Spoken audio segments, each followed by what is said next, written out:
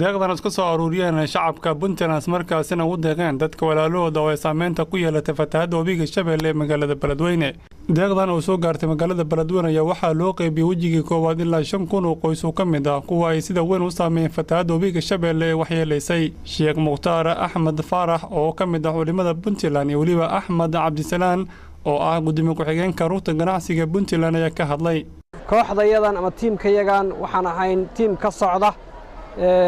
Puntland waxaanuna wadnay deeq ay soo ururiyeen shacabka Puntland oo runtii ka daqnaday walaalahooda dhibaatadii ku dhacday oo fatahaadda ahayd ee webiga ayaama ka hor oo runtii dhibaato weyn gaar saameyn ah yeelatay isxilqaan baa yimi marka waxaa la bilaabay in ololo la sameeyo ololahaasna ay hormuud ka ahaayeen culimada ganacsatada iyo haldoorka bulshada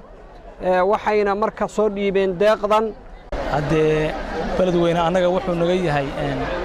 tiirkaygi koowaad buu noo yahay haddaan nahay Puntland siiba ganacsiga magaalada Boosaaso iyo Beledweyne waxa weeye waa laba tiir oo isku xiran aan kala maarmin haddii marka mid soo gaarin dhaawac kan kale uu dareemaya waxa weeye aad iyo aad baanu ula qaybsanaynaa dhibaatada soo gaartay. sidoo kale waxaa ka hadlay gudoomiyaha degmada Beledweyne Macalin Cismaan Qalaafow. raashinkaas wuxuu ku soo aaday xilli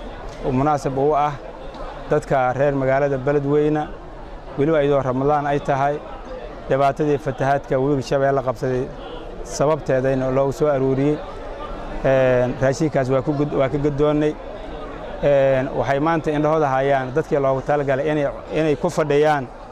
loona qaybina hadda arkiisa indhihin ay hayaan. gudoomiyaha gobolka Hiiraan Cabdullaahi Axmed Maalin Sufur ayaa xusay in dowlad goboleedka Puntland uu yahay maamulka kaliya ee soo xasuustay dadka fatahaadda ay saameynta ku yeelatay. waa wax ku fiican isdhexgalka isku hiilinta iyo iska xulufaysiga dadka mujtamaca ee islaamka ah. magaaladan masiibadii ku dhacday waxaan dareemaynaa in magaalooyinka walaalaheen ka yimaadeen reer Puntland ay ka xanuunsatay. waa maamul goboleedkii ugu horeeyay ee mujtamaciisu si maamul goboleedka magaciisa ah ay nagu soo xuseen walaalaha kalena insha Allah iyaga u qayb qaadeen leenahay hadii Ilaahay yiraahdo waa naloo wada yimid Soomaalidu dhan bay ka turjumaan reer Puntland. boodada markii aan ka jabay buqinka taagiisa habeenkiiba way garan lahaa baalka coolaay bax ilaamo goortay dhamaan ugu dulbooyeysay bax asarina bagay tir beerka ogsoon raggii baarqabada iyo qalqalay beerka ka ogsoon raggii buurta dheer igala baxay beerka ka ogsoon ninkii Burundi iga cunay iyo bariidinaya aan bar kale ii tareen beerka ka ogsoon lixad waa baraare haddii bogsaday xoog haddii bixiyaa ee beeyka isugu beedo ninkii burle ninkii barle ninkii buryo dheeraan ninba kiisa kaan ugu bedelo beerka ka ogsoon reer Puntland